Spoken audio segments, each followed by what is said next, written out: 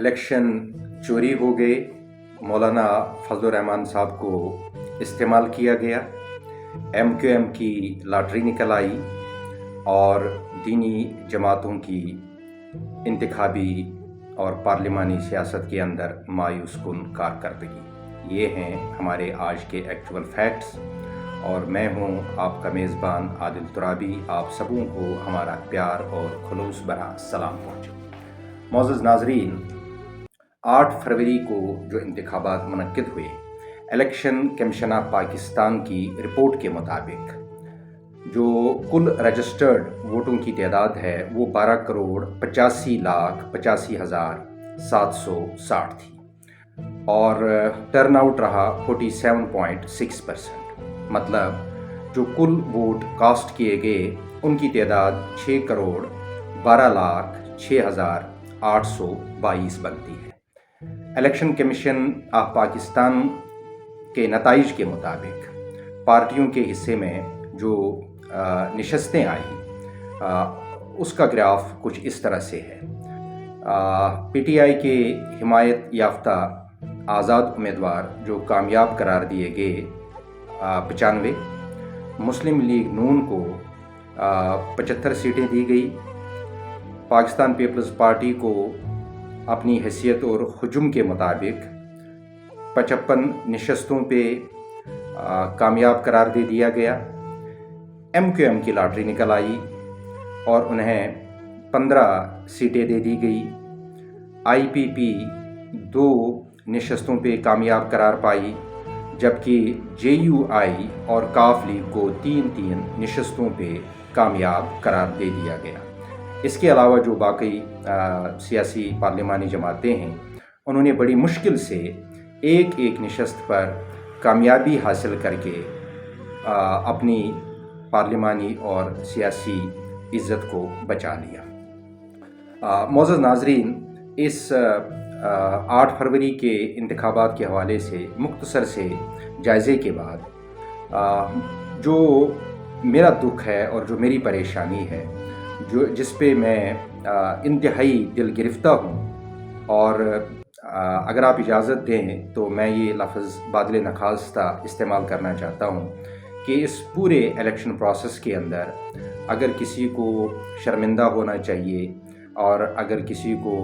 افسوس کرنا چاہیے اور اگر کسی کے ساتھ تعزیت کرنی چاہیے تو وہ مولانا فضل الرحمان صاحب بنتے ہیں۔ آپ کو یاد ہوگا کہ جب عدم اعتماد کی تحریک چلائی جا رہی تھی اور ساتھ ساتھ مہنگائی کے خلاف بھی لوگوں کو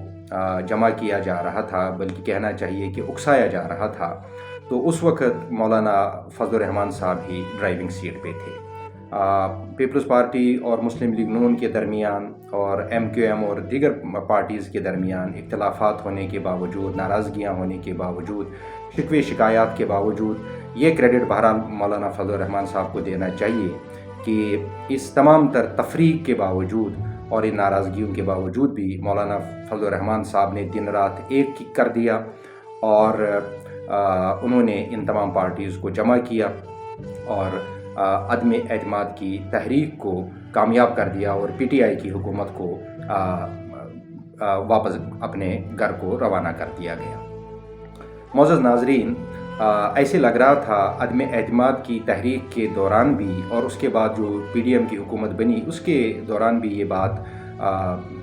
دکھ رہی تھی، لگ رہی تھی، اور اس سے قبول کیے بغیر کوئی چارہ بھی نہیں تھا کہ مولانا فضل الرحمان صاحب اب پاکستان کی سیاست کے محور اور مرکز بن چکے ہیں۔ لیکن 8 فروری کے انتخابات کے بعد جو نتائج سامنے آئے اور ان نتائج کو دیکھ کر میرا دل یہ کرتا ہے کہ میں میاں محمد نواز شریف صاحب کو اور آصف علی زرداری صاحب کو خراج تحسین پیش کروں، انہیں مبارکباد دوں اور ان کی سمجھ بوجھ اور ان کی سیاسی بصیرت پر بھی انہیں سلام پیش کروں کہ کس طرح انہوں نے ایک زرک سیاستدان کو اور اس کی اسٹریٹ پاور کو، اس کی مدارس کی قوت کو اور اس کے اسلامی بیانیے کو اپنے حق میں استعمال کیا، اور جب فصل کاٹنے کی باری آئی تو پتہ لگا کہ مولانا فضل الرحمان صاحب کی جولی خالی ہے۔ ان کے ہاتھ بھی زخمی ہیں، ان کے پاؤں بھی زخمی ہیں۔ انہوں نے بڑی محنت کی، بڑی کوشش کی، ناممکن کو ممکن بنا کے رکھ دیا، لیکن جب فصل کاٹنے کی باری آئی تو پتہ لگا کہ مولانا فضل الرحمان صاحب کہیں سوئے ہوئے تھے خواب خرگوش میں، اور ان کے حصے میں کوئی چیز نہیں آئی۔ اب وہ چیخ رہے ہیں، چیخ و پکار کر رہے ہیں اور شکوے شکایات بھی کر رہے ہیں، بلکہ اب تو انکشافات بھی کرنے لگے ہیں۔ لیکن مولانا فضل الرحمان صاحب کو یہ یاد رکھنا چاہیے کہ اب اس چیخ و پکار کا، شکوے شکایات کا اور ان انکشافات کا کوئی فائدہ اس کو نہیں پہنچنے لگا۔ ہاں، مولانا فضل الرحمان صاحب کے لیے ہماری یہ درخواست ہے کہ اس پوری کیفیت کے اندر ان کے لیے ایک بڑا ہارڈ لیسن ہے، اگر وہ اس لیسن کو پڑھیں اور اس کو اپنے پلے باندھ لیں تو شاید مستقبل میں وہ نقصان سے محفوظ رہیں گے۔ جس طرح میں نے عرض کیا ہے کہ ایم کیو ایم کے حق میں واقعی لاٹری نکل آئی، 15 سیٹوں پہ کوئی پولیٹیکل انفلوئنس نہیں اور کوئی کارکردگی نہیں، کوئی عوامی خدمت کا کوئی ریکارڈ اور پس منظر نہیں، لیکن 15 قومی نشستوں پہ کامیابی بالکل ایسے لگتا ہے کہ جیسے پھل توڑ کر ان کی جولی میں ڈال دیے گئے ہیں۔ بہرحال معزز ناظرین، آگے بڑھتے ہیں۔ یہ ایک مختصر سا جو 8 فروری کے انتخابات کے حوالے سے ایک جائزہ میں نے آپ کی خدمت میں پیش کیا۔ میں آخر پہ یہ چاہوں گا کہ میرے ایک انتہائی معتبر دوست ہیں، صحافی دوست مقصود منتظر صاحب، انہوں نے 8 فروری کے انتخابات اور نتائج اور اس کے بعد بننے والی حکومتوں کے بارے میں ایک بہترین اور حقائق سے لبریز تحریر لکھی ہے۔ میں وہ تحریر آپ کو دکھانا اور سنانا چاہتا ہوں، لیکن اس تحریر کو اور اس تبصرے کو آپ پورا ضرور دیکھیے گا، کیونکہ اس کے آخر پہ ہم نے وہ کنکلوژن ڈرا کرنا ہے اور آپ کو بتانا ہے کہ جب الیکشنز چوری ہوتے ہیں، جب الیکشن پہ ڈاکہ پڑتا ہے، جب ووٹ کی عزت کو پامال کیا جاتا ہے اور جب ووٹ کے تقدس کو پامال کیا جاتا ہے اور اس کو پاؤں تلے رون دیا جاتا ہے، تو اس چوری کے جو خوفناک نتائج اور جو اس کے نقصانات سامنے آتے ہیں وہ کتنے تباہ کن ہوتے ہیں، اور دہائیوں تک بھی ان نقصانات کی تلافی کرنا کسی کے بس میں نہیں رہتا۔ یہ ایک دو جو ہسٹوریکل ایویڈنسز ہیں اس کے ساتھ یہ کنکلوژن آپ کے سامنے رکھوں گا۔ اب آپ مقصود منتصر صاحب کا تبصرہ 8 فروری کے الیکشنز کے حوالے سے دیکھیے اور سنیے۔ مقصود منتصر صاحب لکھتے ہیں کہ چوری کرنا جو ہے یہ اس کو بھی ایک پیشہ سمجھا جاتا ہے، اور جو لوگ یہ کام کرتے ہیں وہ اس پیشے کو سر انجام دیتے ہوئے، یعنی چوری کرتے ہوئے بھی وہ کچھ اصول اور کچھ ضوابط کا خیال رکھتے ہیں۔ وہ آگے لکھتے ہیں کہ ایک شہر میں ایک بڑا ہی معزز اور بڑا ہی رحم دل اور باوسائل ایک بزرگ رہتا تھا، اور اس کے پاس ایک نایاب نسل کا گھوڑا تھا، اور اس علاقے میں موجود جتنے بھی چور تھے ان کی نظر ہر وقت اس نایاب نسل کے گھوڑے پہ رہتی تھی، اور وہ ہر وقت اس طاق میں لگے رہتے تھے کہ کوئی موقع ملے اور ہم اس سے یہ نایاب نسل کا گھوڑا چوری کر لیں۔ ایک غیر معمولی صلاحیت کا حامل چور، اس نے اپنا بیز بدل کے اور معذور بن کے وہ ایک راستے میں بیٹھ گیا۔ جب یہ بزرگ یہاں سے گھوڑے پہ سوار ہو کے گزر رہا تھا تو اس نے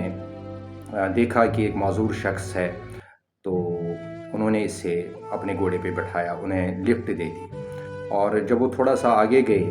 اور تھوڑے وقت کے لیے، تھوڑی دیر کے لیے وہ سستانے کے لیے گھوڑے سے نیچے اترے، تو اس معذور شخص نے اس رحم دل بزرگ سے یہ کہا کہ میں اس گھوڑے پر اکیلے سواری کرنا چاہتا ہوں۔ تو بزرگ نے لگام پکڑا دی اور کہا کہ آپ اپنا شوق پورا کریں، اور یہ بیس بدل کر یہ جو چور آیا تھا یہ جو ہی گھوڑے پہ بیٹھ گیا تو اس نے گھوڑے کو ایڑ لگا دی، اور یہ مالک کی نظروں سے اور اس بزرگ کی نظروں سے اوجھل ہو گیا، اور یہ گھوڑا چوری کر کے لے گیا۔ کچھ دنوں کے بعد علاقے کے لوگوں نے کسی جگہ اس شخص کو دیکھ لیا، اس چور کو پکڑ لیا، اور اب اس چور کو بھی اور اس بزرگ کی موجودگی میں اس کو حاکم وقت کی عدالت کے اندر پیش کیا گیا۔ تو بزرگ نے یہ کہا کہ مجھے تو دکھ اس بات کا ہے اور افسوس اس بات کا ہے کہ اس نے میرے ساتھ دھوکہ کیا ہے، اس نے فراڈ کیا ہے، اس نے بیس بدل کر میرا گھوڑا چوری کر لیا۔ مجھے اس کی چوری کا اتنا دکھ نہیں ہے جتنا اس بات کا دکھ ہے کہ اس نے بیس بدل کر اور فراڈ کر کے اور دھوکہ دے کے میرا گھوڑا چوری کر لیا ہے۔ اور اگر یہ صرف گھوڑا چوری کر لیتا اور مجھے دھوکہ نہ دیتا اور فراڈ نہ کرتا تو میں شاید اسے معاف کر دیتا، لیکن جس انداز سے اور جس بونڈے انداز سے اس نے چوری کی ہے اور معذور بن کے اس نے مجھے دھوکہ دیا ہے، اس سے یہ ہوا کہ میرا اعتماد جو ہے وہ ختم ہو گیا ہے، میرے اعتماد کو ٹھیس پہنچی ہے اور میرے اعتماد کا خون ہو گیا ہے۔ لہٰذا اب چونکہ اس نے صرف چوری نہیں کی بلکہ میرے اعتماد کا بھی خون کر دیا ہے، اس سے سخت سے سخت سزا ملنی چاہیے۔ حاکم وقت بھی بڑا عادل تھا اور بڑا منصف تھا، اس نے اس بزرگ کی باتیں سن کر اس شخص کو جس نے گھوڑا چوری کیا تھا اس کو کئی دفعات کے تحت بہت ساری سزائیں سنائیں۔ معزز ناظرین، یہ مقصود منتظر بھائی کی اس کہانی کا حوالہ دینے کے بعد میں یہ گزارش کرنا چاہتا ہوں کہ اس میں دو رائے نہیں کہ 6,12,06,822 ووٹ ڈالنے والے جو ووٹرز ہیں ان کے ساتھ واقعی وشواس گھات ہوا ہے، چوری ہوئی ہے اور ان کے اعتماد کو بھی ٹھیس پہنچائی گئی ہے، ان کے اعتماد کا خون کر دیا گیا ہے، ووٹ کی حرمت کو پامال کر دیا گیا ہے اور ووٹ کے تقدس کو ان چوروں نے اس کو اپنے پاؤں تلے رون ڈالا ہے، اس میں کوئی شک نہیں۔ لیکن اس سب کے باوجود میں یہ عرض کرنا چاہتا ہوں کہ الیکشن پھر آئیں گے اور آپ کا ووٹ بھی آپ ہی کے پاس ہے۔ ریاست کی جو اہمیت ہوتی ہے اور ریاست کی جو قدر و منزلت ہوتی ہے اسے خوب سمجھ لینا چاہیے۔ اگر آپ ریاست کی اہمیت کو اور ریاست کی قدر و قیمت کو اچھی طرح سمجھنا چاہتے ہیں تو فلسطینیوں اور کشمیریوں کی حالت زار کو دیکھیں۔ لہٰذا آپ نے بددل نہیں ہونا اور آپ نے پریشان بھی نہیں ہونا، آپ کا ووٹ آپ کے پاس ہے اور آپ کو دوبارہ وہ موقع ملے گا،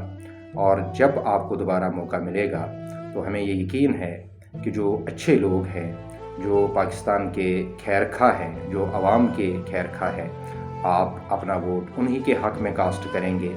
اور اس طرح سے اس چوری کی تلافی ہوگی۔ اپنا خیال رکھیے، اپنوں کا بھی خیال رکھیے، اور اگر ہو سکے تو اس مہنگائی کے اور بے روزگاری کے اس انتہائی مشکل دور کے اندر اپنے ہمسایوں کا بھی اور پرائیوں کا بھی خیال ضرور رکھا کریں۔ رمضان مبارک کی آمد ہے، اس کو حضور نبی کریم صلی اللہ علیہ وسلم نے ہمدردی کا، غم گساری کا مہینہ قرار دیا ہے۔ جہاں تک ممکن ہو اپنی حیثیت سے بڑھ کر کمزور لوگوں کا خیال رکھیں۔ اللہ ہم سب کا حامی و ناصر ہو۔ پاکستان زندہ باد، پاکستانی عوام پائندہ باد۔